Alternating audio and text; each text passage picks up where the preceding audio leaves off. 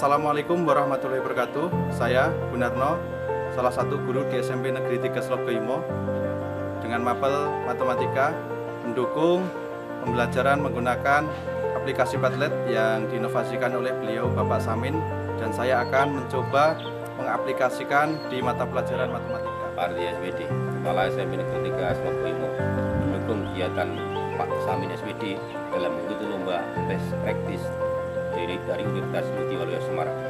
Selamat, semoga sukses.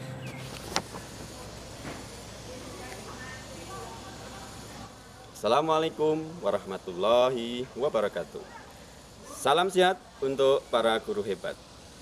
Terima kasih kepada Dewan Juri Lomba Best Practice dalam Anugerah Sekolah Berbudaya Sehat tahun 2022 yang saya hormati. Perkenalkan, saya Samin SPD, guru mata pelajaran IPS di SMP Negeri 3 Slogoimo, Kabupaten Wonogiri. Pada kesempatan kali ini, saya akan memaparkan hasil best practice dengan judul Gadis Melipat untuk meningkatkan partisipasi belajar IPS materi kegiatan ekonomi kreatif pada masa pandemi COVID-19 di SMP Negeri 3 Slogoimo. Gadis Melipat merupakan akronim dari penugasan mandiri siswa bermediakan aplikasi Padlet.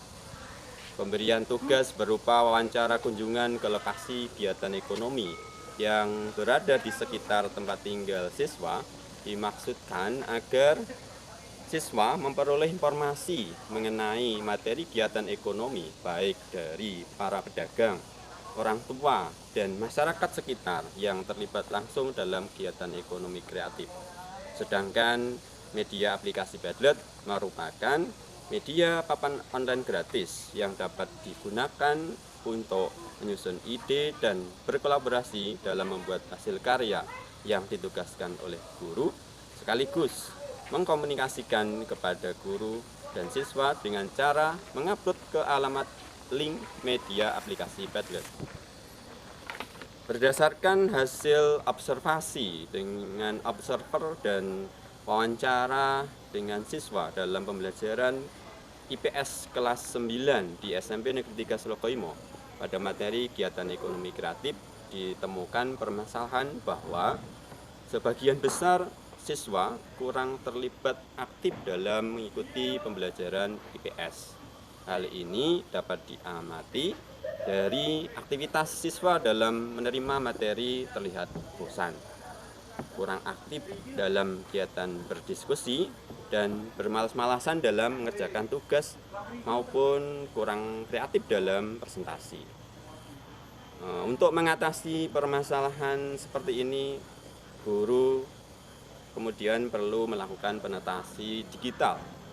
Upaya inovasi ini dilakukan dengan penerapan gadis melipat agar siswa lebih antusias dan berpartisipasi aktif dalam mengikuti pembelajaran. Payung dari pembelajaran best practice ini adalah menggunakan model pembelajaran problem listening, di mana langkah-langkahnya diantaranya adalah creativity, thinking, and innovation, organization, critical thinking and problem solving, kolaborasi, dan komunikasi. Pada hari ini kita akan mengadakan sosialisasi tentang pemanfaatan media aplikasi Padlet, di mana nanti kita akan menggunakan media aplikasi Padlet ini untuk pembelajaran yang berkaitan dengan pembelajaran secara daring di masa pandemi COVID-19. Jadi cara kita membuat akun Padlet ini, kita hanya memerlukan 3 tahapan saja Bapak Ibu Guru. Jadi kita kunjungi website padlet.com, kemudian setelah itu kita pilih daftar.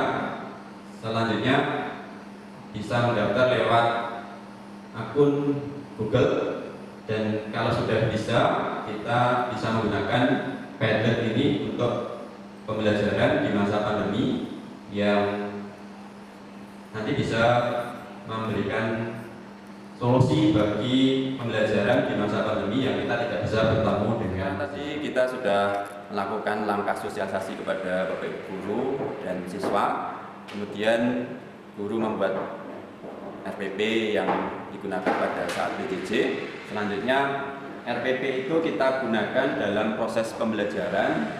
Di antaranya pembelajaran itu menggunakan 2 pertemuan. Di antaranya pertemuan pertama, siswa diberi tugas untuk melakukan wawancara kunjungan, yang tugas itu bisa di-share, bisa di-upload di media dengan menggunakan lembar kerja siswa. Kita bisa memberikan sebuah tugas, diantaranya di sini ada 4 tugas untuk melakukan kegiatan wawancara, dan hasilnya dari siswa setelah melakukan wawancara, baik itu kepada pedagang di pasar, kemudian para penjual, masyarakat, orang tua yang terlibat langsung dengan kegiatan ekonomi kreatif, kemudian siswa ini akan memperoleh sebuah pengalaman nyata yang berkaitan dengan materi kegiatan ekonomi kreatif, sehingga pembelajaran itu akan memperoleh sesuatu yang lebih jelas dari materi yang dia pelajari berupa kegiatan ekonomi kreatif. Berikutnya, pada pertemuan kedua, siswa juga diberi tugas dari kegiatan wawancara pada pertemuan pertama tadi, kemudian siswa diberi lembar kerja yang diantaranya lembar kerja itu siswa harus membuat hasil karya yang dibuat setelah melakukan wawancara kunjungan. Untuk tugas yang diberikan ke siswa itu bisa kita lihat contohnya di media aplikasi Padlet berupa teks ataupun gambar, video rekaman suara yang kita bisa menyaksikan hasilnya seperti ini dari pekerjaan siswa yang berupa video, kemudian berupa gambar. Ini bisa kita coba untuk membuka pekerjaan siswa berupa video. Ini hasil dari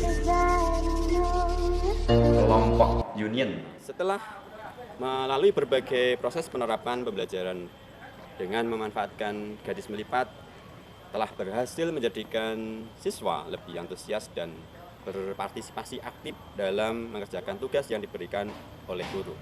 Hal ini ditunjukkan dari dokumentasi hasil karya berupa teks ataupun tulisan, gambar ataupun foto, dan video rekaman suara yang telah diunggah ke aplikasi Padlet. Pelaksanaan pembelajaran dengan penerapan gadis melipat tidak semuanya berjalan lancar.